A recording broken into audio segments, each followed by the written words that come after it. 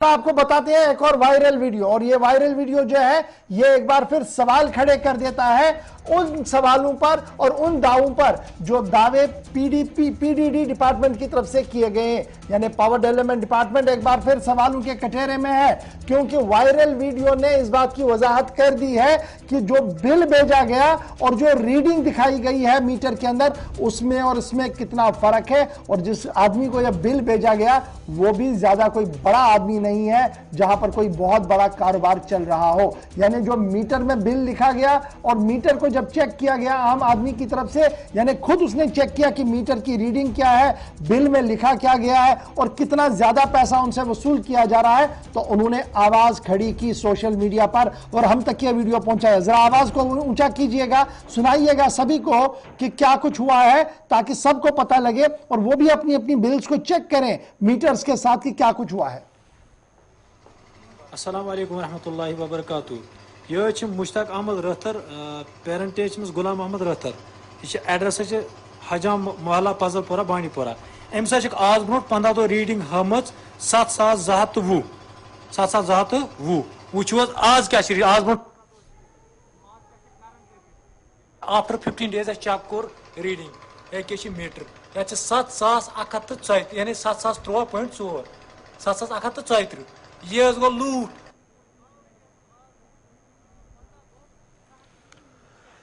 चलिए जी सीधे श्रीनगर चलते हैं, जहां से हमारे साथ हिलाल हांजुरी भी ज्वाइन कर चुका है। हिलाल, बहुत शुक्रिया जी ज्वाइन करने के लिए। ये वायरल वीडियो सच्चाई की एक ऐसी दस्तक है और कहानी है जो शायद जितना भी जुटलाया जाए कहना मुश्किल होगा। इससे पहले भी एक वीडियो हमने दिखाया था जहां पर ग्रिड स्टेशन की कहानी हमने बताई थी। आज ये वीडियो सामने आने के बाद सीधे दिख रहा है कि कितनी तफावत है बिल और मीटर रीडिंग के अंदर। इस वीडियो की हकीकत और आपका रिसर्च।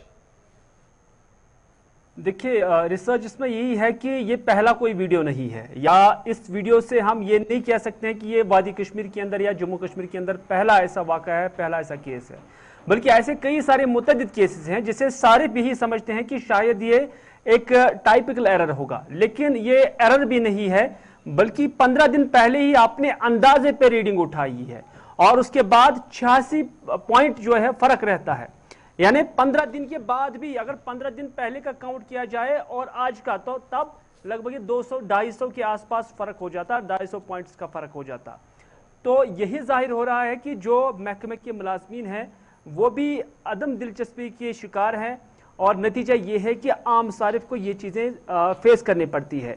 अब इसे क्या हो जाएगा, एक सारिफ को अब आला हुकाम के पास जाना पड़ेगा, उसको किराया देखना है, तेल, गाड़ी का तेल देखना है और उसके बाद वहां पे ऑफिसर मिलेगा, अपना दिन जो है वो जाया करना पड़ेगा और वहां जाना पड़ेगा। एक तो ये सजा है। दूसरा ये कि अगर कोई फैमिली अनपढ़ होगी तो उनकी जमानत क्या है, उनको कौन समझाएगा ये कि इस तरह का एरर जो है वो एक मुलाजिम की अदम तवज्जुही और अदम दिलचस्पी की वजह से हुआ है। आपको इजाफी चार्ज जो है वसूल किए जाते हैं। तो मैं यहाँ पर मैं रोकूंगा, थोड़ा सा इस्लाह चाहूंगा मैं हिलाल, एक चीज आपको रोक के एक चीज और वजाहत चाहूंगा। ये अदम तवज्जुही है या ये एक टारगेट को पूरा करने का तरीका है? क्योंकि हमारे पास जो इतलात है वो ये है कि हर इलाके को टारगेट दिया जा रहा है कि इतना फीस आना चाहिए। वो जब डेफिसिट होता है तो ये भी एक पूरा करने का तरीका है कि चलिए 100 150 यूनिट हर एक को चढ़ा दीजिए ताकि रेवेन्यू जनरेट हो सरकार को। क्या मैं इसको ऐसे भी तो देख सकता हूं? देखिए, इस चीज को भी हम रूल आउट नहीं कर सकते, हो सकता है, लेकिन इस चीज में एक मुलाजिम की, चाहे वो लाइनमैन हो, इंस्पेक्टर हो, उसकी अकाउंटेबिलिटी बढ़ जाती है, तो वो इस जिम्मन में अपने आप को रिस्क में नहीं डालना चाहेगा।